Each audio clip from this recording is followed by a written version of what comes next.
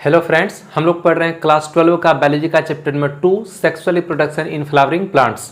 इस चैप्टर में हम लोग पॉलिनेशन टॉपिक के बारे में पढ़ रहे हैं। अभी तक हम लोग समझ चुके हैं कि जब किसी फूल का परागकण उसी फूल के स्टिग्मा पर गिरता है, जब किसी फूल का परागकण एंथर से निकल करके उसी फूल के स्टिग्मा पर पहुंचता है, तो हम इसको कहते हैं सेल्फ पॉलिनेशन। हम इसको कहते हैं सेल्फ पॉलिनेशन। ये कहला गया सेल्फ पॉलिनेशन। और यदि किसी फूल का परागकण किसी एजेंट के माध्यम से निकल करके उसी जाति के दूसरे पौधे के फूल के स्टिग्मा पर पहुंच जाता है, या तो वायु के माध्यम से यहाँ से परागकण उड़ करके चला जाए दूसरे पौधे के फूल के स्टिग्मा पर, या फिर किसी कीट के माध्यम से ये परागकण पहुंच जाए दूसरे पौधे के फूल के स्टिग्मा पर, तो हम इसको कहते हैं क्रॉस पॉलिनेशन। ये कहला गया क्रॉस पॉलिनेशन। ये हो गया क्रॉस पॉलिनेशन, यानी कि किसी फूल का परागकण उसी फूल के स्टिग्मा पर गिरेगा, इसको बोलेंगे सेल्फ पॉलिनेशन। यदि किसी फूल का परागकण किसी एजेंट के माध्यम से उसी जाति के दूसरे पौधे के फूल के स्टिग्मा तक पहुंच जाएगा, इसको हम बोलेंगे क्रॉस पॉलिनेशन। तो क्रॉस पॉलिनेशन में एक पौधे के फूल का परागकण दूसरे पौधे के फूल के स्टिग्मा तक पहुंचता है, और इतना दूर तक परागकण को ले जाने के लिए यहाँ किसी न किसी एजेंट की आवश्यकता होती है। यहाँ किसी न किसी एजेंट की आवश्यकता होती है। बिना एजेंट का क्रॉस पॉलिनेशन संपन्न नहीं हो सकता है। तो आज हम लोग पढ़ने वाले हैं कि सेल्फ पॉलिनेशन से कौन कौन सा लाभ होता है और कौन कौन सी हानि होती है।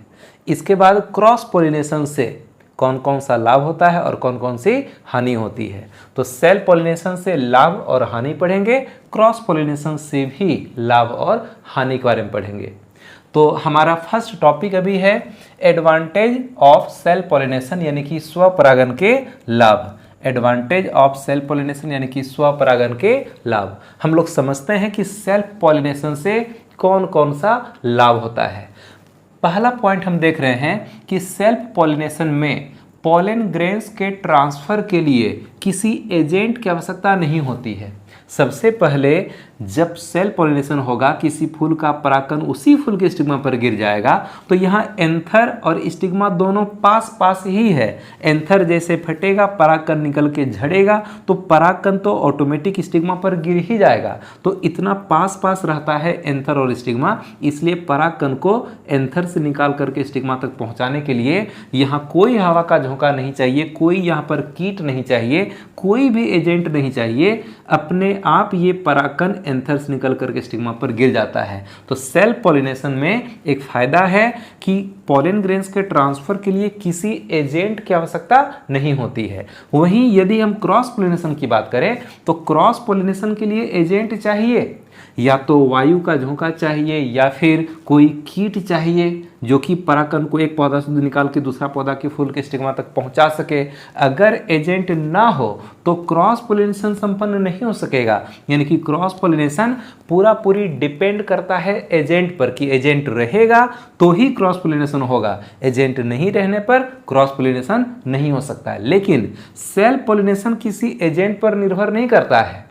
एजेंट रहे नहीं रहे, ये सेल्फ पॉलिनेशन हो जाता है। तो पहला बेनिफिट ये है सेल्फ पॉलिनेशन से कि सेल्फ पॉलिनेशन में पॉलन ग्रेन्स यानी परागकण के ट्रांसफर के लिए किसी एजेंट की आवश्यकता नहीं होती है। पहला पॉइंट समझ में आया।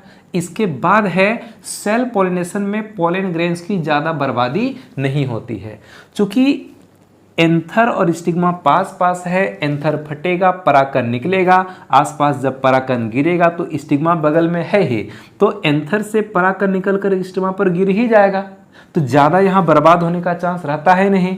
लेकिन वहीं अगर क्रॉस पॉलिनेशन की बात करें, तो क्रॉस पॉलिनेशन में परागकण को एक पौधा से दूसरे पौधा तक जाना होता है। तो वायु में जब परागकण उड़ेगा तो कोई ज़रूरी नहीं है कि हवा का झोंका उसी दिशा में रहेगा और यहाँ से सभी परागकण उड़ करके उस पौधा के फूल के स्टिग्मा पर ही चला जाएगा।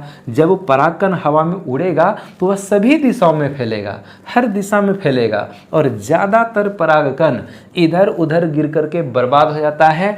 कुछ ही परागकण होगा जो कि दूसरे पौधा के फूल के स्टिग्मा तक पहुंचेगा। तो जो दूसरे पौधा के फूल के स्टिग्मा तक पहुंचा उसी का ना यूज हुआ, और बाकी जो इधर उधर गिर गया वो तो बर्बाद हो जाता है। तो क्रॉस पोलिनेशन में परागकण ज़्यादा बर्बाद होता है, लेकिन सेल्फ पोलिनेशन में परागकणों की ज़्यादा बर्बादी नहीं होती है। दूसरा पॉइंट क्लियर है। इसके बाद है सेल्फ पॉलिनेशन के लिए फ्लावर्स को अधिक पॉलन ग्रेन्स के निर्माण की आवश्यकता नहीं होती है। चूंकि सेल्फ पॉलिनेशन में परागकण ज़्यादा बर्बाद होता नहीं है, इसलिए सेल्फ पॉलिनेशन वाला जो भी फूल है उसको बहुत ज़्यादा परागकण के निर्माण की भी आवश्यकता नहीं होती है। वहीं अगर क्रॉस पॉलिनेशन की हम बात करें तो जिन जिन फूलों में क्रॉस पोलिनेशन होता है तो क्रॉस पोलिनेशन के दौरान परागकणों की बर्बादी ज़्यादा होती है, इसलिए क्रॉस पोलिनेशन वाले फूल को ये आवश्यकता हो जाता है कि वो ढेर सारा परागकण बनाए।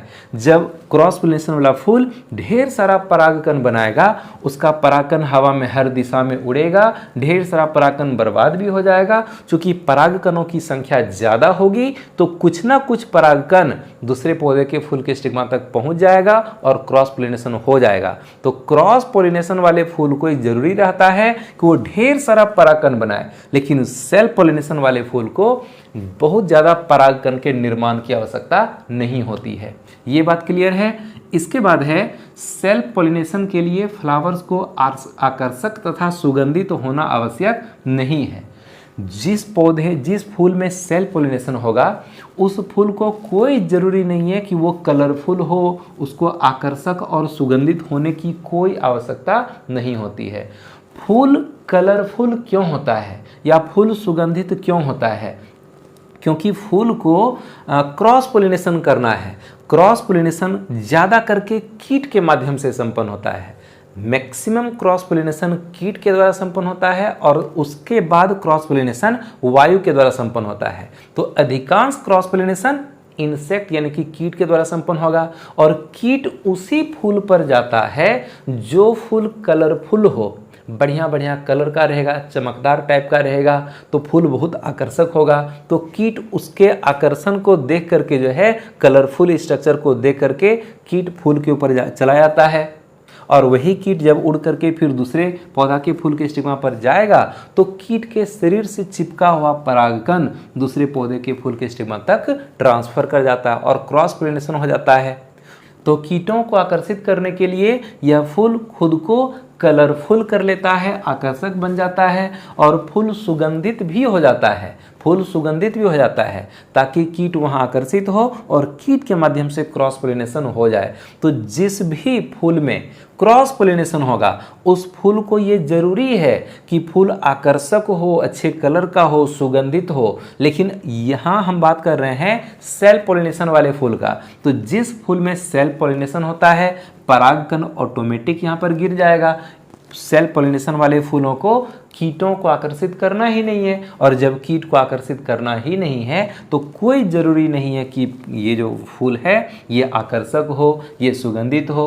तो सेल्फ पोलिनेशन के लिए फूल को आकर्षक और सुगंधित होना आवश्यक नहीं होता है। इसके बाद सेल्फ पोलिनेशन के फलस्वरूप प्राप्त पौधे शुद्ध होते हैं। सेल्फ पोलिनेशन जब होता है उसके बाद होगा फर्टिलाइजेशन। पॉलिनेशन होने के बाद होता है फर्टिलाइजेशन। फर्टिलाइजेशन जब होगा तो फूल का ये जो ओवरी वाला पार्ट है यह विकसित होकर के बना लेगा फल, और इस ओवरी के अंदर में पाया जाता है ओव्यूल। वह ओव्यूल बना लेता है बीज, और बीज जैसे अंकुरित होगा तो उससे एक नए पौधे का निर्माण होता है। तो जब सेल्फ पॉलिनेशन हुआ यानी कि इस फूल का परागकण इसी फूल के स्टिग्मा पर गिरा, उसके बाद फर्टिलाइजेशन होगा। फर्टिलाइजेशन के बाद फल और बीज बनेगा। उस बीज को बोएंगे तो फिर बीज अंकुरित होकर के नए पौधे का निर्माण करेगा। तो सेल्फ पॉलिनेशन के बाद जो भी नया पौधा बनता है वह नया पौधा शुद्ध होता है। शुद्ध क्यों होता है? शुद्ध क्यों हुआ? मतलब ये कि जब सेल्फ पॉलिनेशन होता है तो इस पौधा के इस फूल पर कोई बाहर से तो परागकण आया नहीं ना, परागकण इसी पौधा का, और इसमें स्टिग्मा या मादा युग्मक भी इसी पौधे का। तो बाहर से चूंकि कोई परागकण आ नहीं रहा है। इसी फूल का परागकण है और इसी फूल का जो ओव्यूल है उसके मतलब परागकण में होता है नर युग्मक और ओव्यूल के अंदर में होता है मादा युग्मक। नर युग्मक मादा युग्मक दोनों इसी पौधा का रहा, कोई बाहरी युग्मक नहीं आ रहा है, कोई बाहरी परागकण नहीं आ रहा है, इसलिए कोई बाहरी लक्षण भी नहीं आता है। तो जो नया पौधा बनेगा उस पौधा में सेम इसी पौधा का लक्षण देखने के लिए हमको मिलेगा। स्वपरागन हुआ, इसके बाद यहाँ पर बीज बनेगा, बीज अंकुरित होकर के नया पौधा बनाएगा, तो बनने वाले नया पौधा का गुण सेम इस पौधा के ही समान होगा। उस नए पौधे में कोई भी नया लक्षण हमको देखने के लिए नहीं मिलता है, कोई भी बाहरी लक्षण देखने के लिए नहीं मिलता है। इस पौधा का जो लक्षण नए पौधे का सेम वही लक्षण। इसलिए कहते हैं कि सेल्फ पॉलिनेशन के फलस्वरूप प्राप्त पौधे शुद्ध होते हैं। तो हम समझ गए कि सेल्फ पॉलिनेशन में पॉलन ग्रेन्स के ट्रांसफर के लिए किसी एजेंट की आवश्यकता नहीं होती है। सेल्फ पॉलिनेशन में पॉलन ग्रेन्स की ज़्यादा बर्बादी भी नहीं होती है। सेल्फ पॉलिनेशन के लिए फ्लावर्स को अधिक पॉलन ग्रेन्स के निर्माण की आवश्यकता नहीं होती है और सेल्फ पॉलिनेशन के लिए फ्लावर्स को आकर्षक तथा सुगंधित होना आवश्यक नहीं होता है। सेल्फ पॉलिनेशन के फलस्वरूप प्राप्त पौधे शुद्ध होते हैं।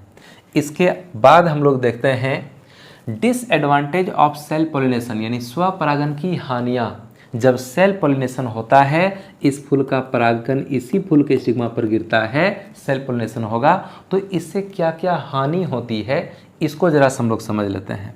कौन कौन सी हानि होती है इसको समझते हैं।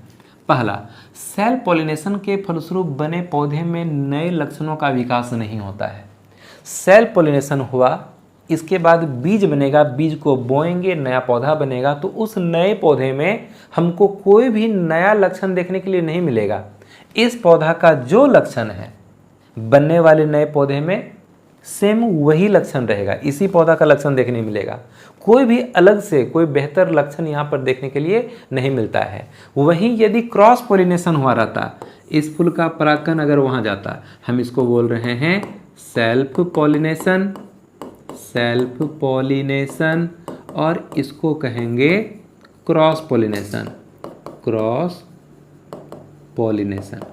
अगर क्रॉस पॉलिनेशन होता है ना, इस फूल का परागकण दूसरे पौधा के फूल के स्टिग्मा पर गया, तो परागकण में होता है नर युग्मक और इस फूल में रहेगा यहाँ मादा युग्मक। तो इस पौधा का नर युग्मक उस पौधा का मादा युग्मक, एक पौधा का नर युग्मक दूसरे पौधे का मादा युग्मक जुड़ेगा और तब जाके एक बीज बनेगा।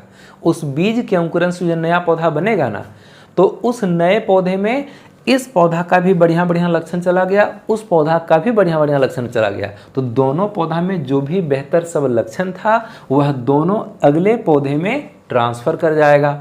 तो जो क्रॉस पोलिनेशन होता है, क्रॉस पोलिनेशन के बाद बनने वाले नए पौधे में नया नया लक्षण हमको देखने के लिए मिलता है। लेकिन कि सेल्फ पोलिनेशन यदि होता है तो इसी पौधा का नर युग्मक, इसी पौधा का मादा युग्मक, इसी पौधे का मेल गेमेट उसी पौधे का फीमेल गेमेट आपस में जुड़ रहा है, बाहरी कोई नया लक्षण नहीं आएगा। तो सेल्फ पोलिनेशन के बाद बनने वाले पौधे में केवल जिस पौधे में बीज बना है उसी का लक्षण देखने के लिए मिलेगा। कोई बेहतर लक्षण, कोई बाहरी लक्षण, नया लक्षण विकसित होता ही नहीं है। तो ये एक नुकसान है, ये एक हानि है सेल्फ पॉलिनेशन से। इसके बाद है सेल्फ पॉलिनेशन के फलस्वरूप बने पौधे कमजोर तथा अस्वस्थ होते हैं। सेल्फ पॉलिनेशन के बाद जो भी नया पौधा बनता है, बीज के अंकुरन से जो नया पौधा बनेगा वह थोड़ा कमजोर टाइप का होगा और अस्वस्थ टाइप का होगा। वहीं यदि क्रॉस पॉलिनेशन होता है तो क्रॉस पॉलिनेशन के बाद जो नया पौधा बनेगा वो हाइब्रिड पौधा होगा, हाइब्रिड बीज होगा। यानी कि क्रॉस पॉलिनेशन के बाद जो बीज बनता है ना वो हाइब्रिड बीज होता है और हाइब्रिड बीज में फसल उत्पादन का क्षमता अधिक होता है या बेहतर क्वालिटी के पौधे को उत्पन्न करने की क्षमता होती है। लेकिन अगर सेल्फ पॉलिनेशन के बाद बीज बना हुआ है तो वह साधारण टाइप का होगा, उससे उत्पन्न होने वाला जो पौधा होता है वह कमजोर और अस्वस्थ टाइप का होता है। इसके बाद और क्या नुकसान है, क्या नुकसान है? तो सेल्फ पॉलिनेशन के फलस्वरूप बने पौधे में छोटे आकार का फल उत्पन्न होता है। सेल्फ पॉलिनेशन हुआ, बीज बना, बीज को अंकुरित किए, नया पौधा बना। अब नया पौधा धीरे धीरे बड़ा होगा, नया पौधा धीरे धीरे बड़ा होगा, तो जब उसमें फल उत्पन्न होगा तो वह छोटे आकार का होता है। सेल्फ पॉलिनेशन के बाद बनने वाले नए पौधे पहले बीज बनेगा, बीज को अंकुरित करेंगे, नया पौधा बनेगा। वो नया पौधा जब बड़ा होगा तो उसमें जब फल बनेगा, फूल फल बनेगा, तो सेल्फ पॉलिनेशन के बाद बनने वाले पौधे का जो फल है वो छोटे साइज का होता है। तो ये एक नुकसान है, ये एक हानि है सेल्फ पॉलिनेशन से। वहीं अगर क्रॉस पॉलिनेशन की हम बात करें तो क्रॉस पॉलिनेशन होने के बाद जो नया बीज बनता है, उस बीज से जो नया पौधा बनेगा, उस पौधा में बड़े साइज का फल बनेगा। तो वो क्रॉस पॉलिनेशन से लाभ हो गया। लेकिन कि यहाँ सेल्फ पॉलिनेशन में हानि क्या है कि सेल्फ पॉलिनेशन के बाद जो भी नया पौधा बनता है, उस पौधा के फल का साइज छोटा होता है। तो सेल्फ पॉलिनेशन से कौन कौन सा हानि है? सेल्फ पॉलिनेशन के फलस्वरूप बने पौधे में नए लक्षणों का विकास नहीं होता है। इसके बाद सेल्फ पॉलिनेशन के फलस्वरूप बने पौधे कमजोर तथा अस्वस्थ होते हैं। इसके बाद सेल्फ पॉलिनेशन के फलस्वरूप बने पौधे में छोटे आकार का फल उत्पन्न होता है। तो ये सभी सेल्फ पॉलिनेशन से हानि है, नुकसान है, डिसएडवांटेज है। आगे हम लोग देखते हैं, आगे है एडवांटेज ऑफ क्रॉस पॉलिनेशन, पर परागण के लाभ। क्रॉस पॉलिनेशन से क्या क्या लाभ होता है? तो ये हो गया सेल्फ पॉलिनेशन, सेल्फ पॉलिनेशन। इसके बाद ये हो गया क्रॉस पॉलिनेशन, क्रॉस पॉलिनेशन, है ना। तो क्रॉस पॉलिनेशन से क्या क्या लाभ होता है इसको हम लोग समझते हैं। पहला पॉइंट है, क्रॉस पॉलिनेशन के फलस्वरूप बने पौधे में नए लक्षणों का विकास होता है। जब क्रॉस पॉलिनेशन होता है, एक पौधा के फूल से परागकण निकल करके किसी एजेंट के माध्यम से दूसरे पौधा के फूल के स्टिग्मा पर पहुंचेगा। इसके बाद इस फूल में फर्टिलाइजेशन होगा, फूल मुरझा करके झड़ जाएगा, लेकिन फिर यहाँ बन जाएगा बीज।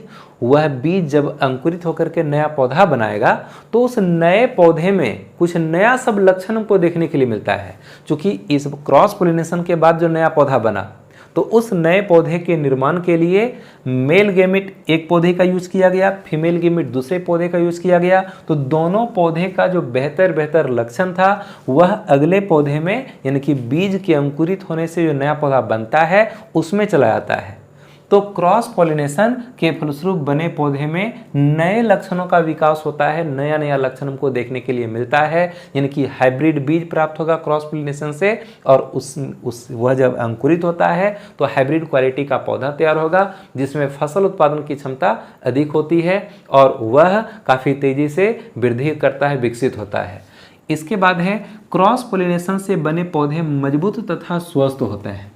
क्रॉस पॉलिनेशन के बाद जो बीज बनेगा वो हाइब्रिड बीज होगा। हाइब्रिड बीज से हाइब्रिड पौधा तैयार होगा और बेहतर क्वालिटी का होता है, वह स्वस्थ और मजबूत होता है। इसके बाद क्रॉस पॉलिनेशन के फलस्वरूप बने पौधे में बड़े आकार का फल उत्पन्न होता है। जब क्रॉस पॉलिनेशन के बाद नया पौधा बनेगा, बीज से जब नया पौधा बनेगा, तो उस नया पौधा में इस पौधा का भी बेहतर लक्षण चला गया, उस पौधा का भी बेहतर लक्षण चला गया। तो दोनों पौधे का बेहतर लक्षण एक ही पौधे में चला गया, तो उसके फल का क्वालिटी बेहतर हो जाता है, फल का साइज बड़ा हो जाता है। तो क्रॉस पॉलिनेशन से क्या क्या लाभ होता है? क्रॉस पॉलिनेशन के फलस्वरूप बने पौधे में नए लक्षणों का विकास होता है। इसके बाद क्रॉस पॉलिनेशन से बने पौधे मजबूत तथा स्वस्थ होते हैं। इसके बाद है, क्रॉस पॉलिनेशन के फलस्वरूप बने पौधे में बड़े आकार का फल उत्पन्न होता है। ये सभी क्रॉस पॉलिनेशन से लाभ है। इसके बाद हम लोग देखते हैं कि क्रॉस पॉलिनेशन से क्या क्या हानि होती है। डिसएडवांटेज ऑफ क्रॉस पॉलिनेशन, पर परागण की हानियां। ये हो गया यहाँ सेल्फ पॉलिनेशन, ये हो गया सेल्फ पॉलिनेशन, और यहाँ हो गया ये क्रॉस पॉलिनेशन, क्रॉस पॉलिनेशन। तो क्रॉस पॉलिनेशन में कोई ना कोई एजेंट चाहिए परागकण को, जो कि एक पौधा के फूल से निकाल करके दूसरे पौधा के फूल के स्टिग्मा तक पहुंचा दे। कोई न कोई एजेंट चाहिए ना, एजेंट के माध्यम से ही क्रॉस पॉलिनेशन होता है। ये क्रॉस पॉलिनेशन हमेशा किसी न किसी एजेंट के माध्यम से संपन्न होता है कि नहीं?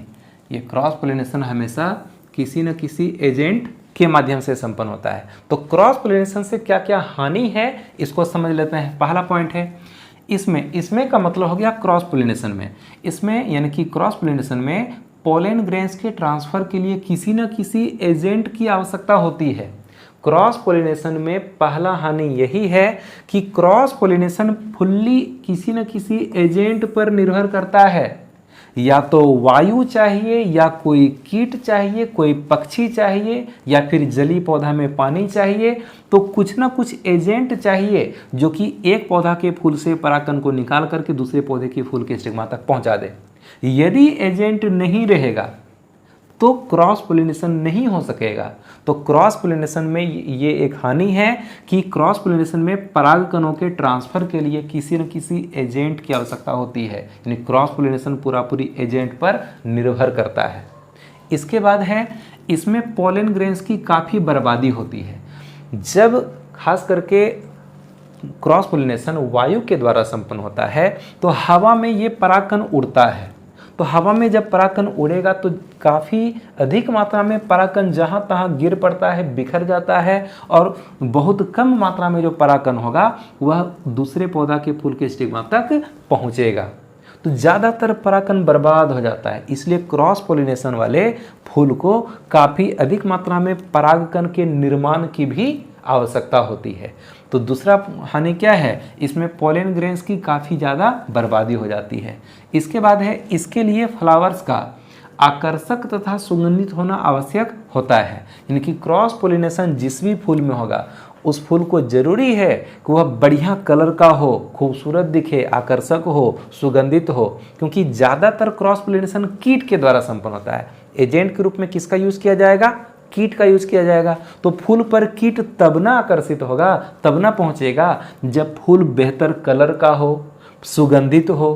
तो फूल के कलर को देखकर, फूल से निकलने वाले सुगंध को सूंघते हुए कोई कीट फूल के ऊपर आके बैठता है और कीट के शरीर से चिपक जाएगा परागकण, और फिर वही कीट उड़ करके दूसरे पौधे के फूल के स्टिग्मा पर जाएगा। तो कीट के शरीर से चिपका हुआ परागकण इस पौधा के फूल के स्टिग्मा पर झड़ जाएगा, और इस तरह से कीट के माध्यम से पोलन ग्रेन्स का ट्रांसफर हो जाता है, क्रॉस पोलिनेशन हो जाता है। तो क्रॉस पोलिनेशन वाले फूल को ये जरूरी हो जाता है कि फूल कैसा हो, आकर्षक हो और सुगंधित हो। यदि फूल आकर्षक सुगंधित नहीं है तो फूल में क्रॉस पोलिनेशन नहीं हो सकेगा। तो ये सब क्रॉस पोलिनेशन का हानि है। एक बार सभी पॉइंट को पढ़ देते हैं। क्रॉस पोलिनेशन में पोलन ग्रेन्स के ट्रांसफर के लिए किसी न किसी एजेंट की आवश्यकता होती है, ये पहला हानि हुआ। इसके बाद इसमें पोलन ग्रेन्स की काफ़ी बर्बादी हो जाती है, हानि तो ये भी है। इसके बाद इसके लिए फ्लावर्स का आकर्षक तथा सुगंधित होना आवश्यक होता है। यदि फूल आकर्षक सुगंधित नहीं रहेगा तो कीट नहीं पहुंचेगा, कीट नहीं पहुंचेगा तो क्रॉस पोलिनेशन भी नहीं हो सकेगा। तो फूलों को आकर्षक भी होना चाहिए, यहाँ पर इसके बाद फिर जो है सुगंधित भी होना चाहिए। तो क्रॉस पोलिनेशन से ये से भी हो गया हानि। आज हम लोग 4 क्वेश्चन देखें और आज का टॉपिक यहीं कंप्लीट होता है। आपको अगर नोट्स चाहिए तो आपको टेलीग्राम ग्रुप ज्वाइन करना पड़ेगा। मोबाइल में प्ले स्टोर से आपको टेलीग्राम एप्लीकेशन को डाउनलोड करना है और उसके अंदर आपको सर्च करना है यूनिवर्सल बायोलॉजी। यूनिवर्सल बायोलॉजी नाम करके एक ग्रुप आएगा और उस ग्रुप में इन करना है और नीचे ज्वाइन बटन होगा, आपको ज्वाइन बटन को क्लिक कर देना है और खुद से आप इस ग्रुप में ज्वाइन कर सकते हैं। आपको यहाँ पर हर चैप्टर का आपको नोट्स मिल जाएगा। और आप हमें इंस्टाग्राम पर भी फॉलो कर सकते हैं, आनंद कुमार बायो मेरा यूज़र नेम है, और सभी का लिंक डिस्क्रिप्शन में मिल जाएगा। आप डिस्क्रिप्शन पर जा करके उसको क्लिक कीजिएगा और आपको टेलीग्राम ग्रुप भी मिल जाएगा। इंस्टाग्राम पर भी हमको जा करके फॉलो कर सकते हैं, फेसबुक पेज को भी लाइक कर सकते हैं। तो अभी हम सारे पेज का स्क्रीनशॉट क्लिक करवाते हैं। आप सभी पेज का स्क्रीनशॉट ले लीजिएगा। यहाँ से स्क्रीनशॉट इसका भी ले सकते हैं।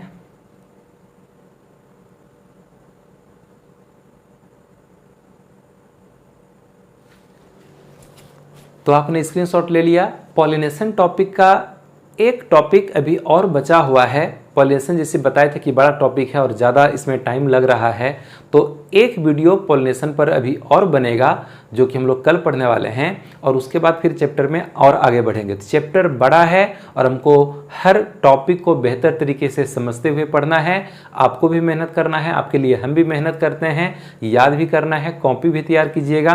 तो ठीक है, हम लोग मिलते हैं अगले क्लास में कल। मन लगा पढ़ते रहिए। All the best.